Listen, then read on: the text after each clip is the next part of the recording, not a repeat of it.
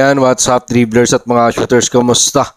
Kamusta po kayo? Gidulat nga po ng tira firma Jeep ang talk and text tropang Giga at matapos niyan ay nagpasiklab pa itong si Mark Nonoy. Ano nga bang kanyang sinabi niyan? At sinabi ni Raymond Tionco ang kanyang head coach. At eto, hindi naman mapigilan ni Coach Tim Cone ng kanyang saya sa ganda ng inilaro ng kanyang kupunan. Eto ang kanyang sinabi matapos nilang padapay ng rain or shine at sinabi naman ni Scottie Thompson. Yan po yung ating pag-uusapan, tatalakayin sa video ito. Matapos po akong maglambing sa inyo ng isang like, share, comment down below and don't forget to subscribe and hit that notification bell button para lagi po tayong updated sa ating pong mga video. At lahat po ng ating shoutout nasa dulong bahagi lang po ng videong ito. Tinapos na nga po ng tira firma Jeep ang kanilang kampanya sa kasalukuyang PBA Commissioner's Cup. Diyan nga po yan nangyari sa loob ng Inares Center sa Antipolo City sa pamamagitan ng upset win laban sa Talk and Text tropang Giga 117-108.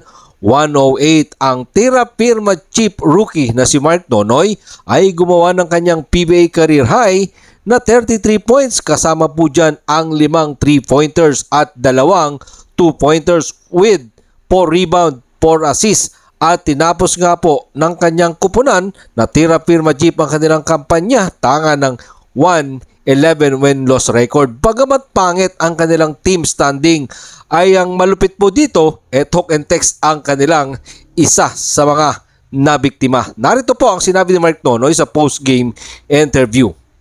Sobrang thankful ko sa coaches and teammate ko. Ups and down yung team namin, but we stick together. Yung iba nawawala na ng gana. Pero kumbaga, last push na kasi kaya last game na namin. Yun nga po ang sinabi ng rookie na si Mark Nonoy. Bukod sa maganda na ang naging laro, maganda po ang mindset ng batang ito. At talagang malaki din ang potential naman. At malaki din ang naging tiwala sa kanya ng kanyang coaches and teammate. Yun din nga po kasi ang isang malaking factor sa mahusay na laro ng isang kupunan. Narito pa po ang mga sinabi ni Mark Nonoy sa isa pa pong post-game interview.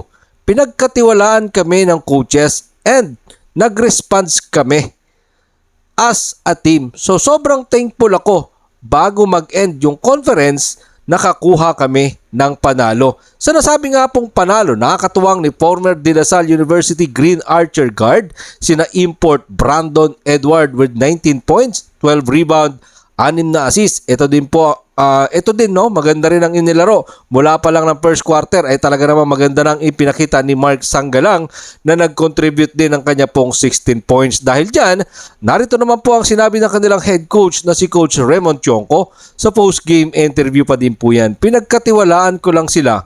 Yung strengths namin, nila, alam naman natin na we are making our shot. Maganda rin yung nilaro namin from the outside. We are good.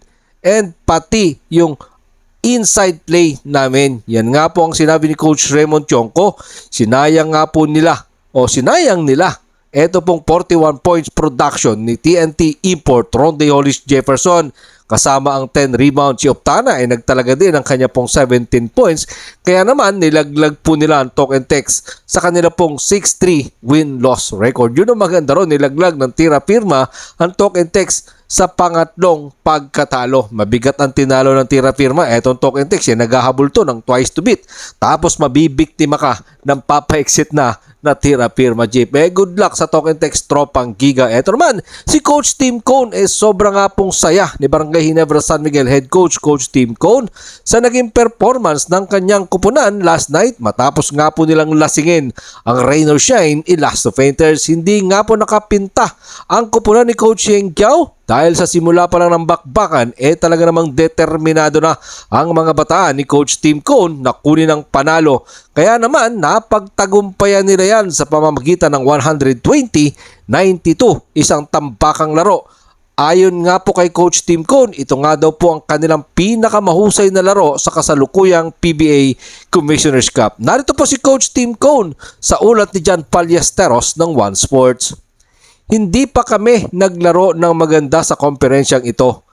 Ngayon, gabi ay isa sa mga laro na ang lahat ay nagsama-sama.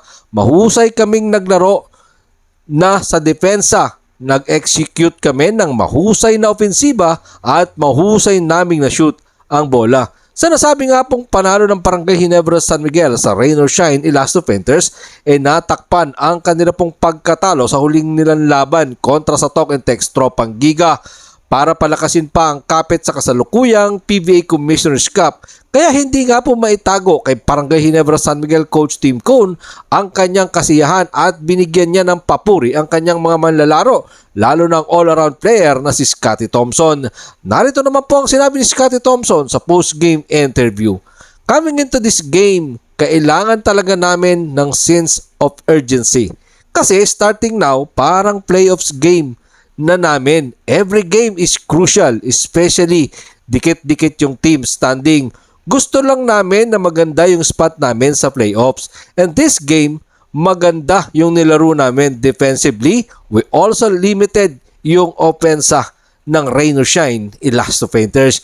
Yan nga po ang sinabi ni Scotty Thompson matapos nga po ang kanilang panalo laban sa Rain or Shine Elasto Painters. Meron pa silang huling laban.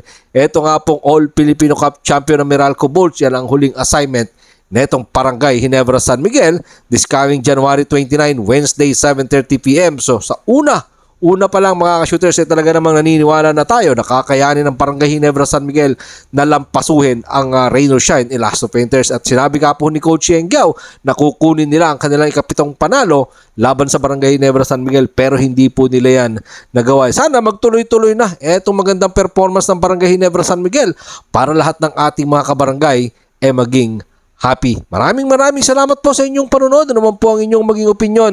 Diyan po natin yan pag-usapan sa comment section. Ingat and God bless everyone. Pero katulad po ng ating nakagawian, shoutout po kina